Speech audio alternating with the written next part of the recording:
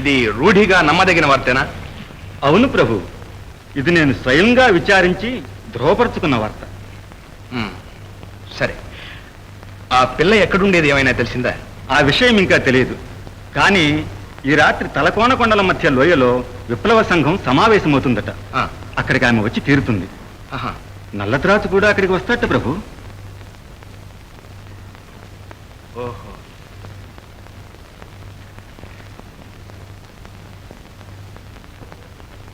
దేశంలో శాంతి సౌఖ్యాలు స్థిరపడాలంటే, ప్రభుత్వ దారుణ హింసాకాండ నుండి ప్రజలకు విముక్తి కలగాలంటే ఒక్కటే మార్గం.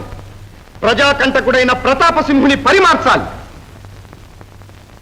అవును, ఆ పాపి అంతమొందాలి. నా ప్రతిజ్ఞ నెరవేరాలి. ప్రమీల, ఒక మహారాజును ఎవరో హత్య చేశారు.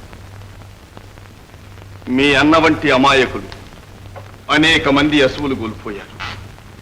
మరొక మహారాజును హత్య చేస్తే ఈ విధంగానే దారుణ మారణ హోమం జరుగుతుంది.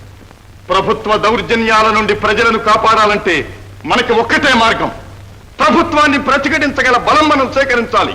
అజేయమైన ప్రజా సైన్యం నిర్మించాలి.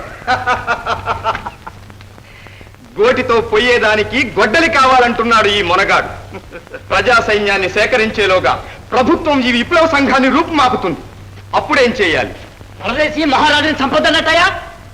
ఆ తర్వాత మనం చావకుండా మిగలాలంటే ప్రజాబలం సేకరించాలన్నాడు. బలం సేకరించాలట.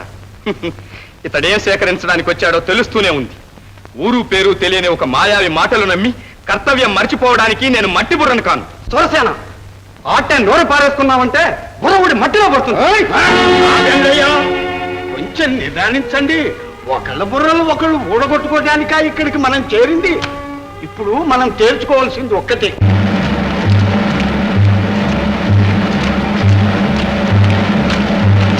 దొంగిసాటుగా దెబ్బతీద్దాం. పదండి పదండి పదండి పదండి.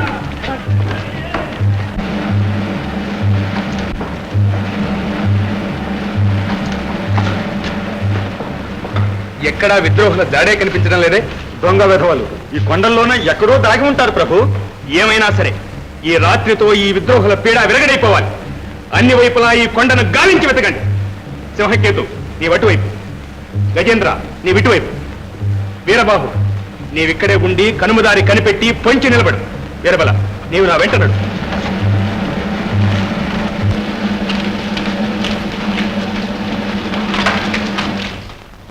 అయ్యో,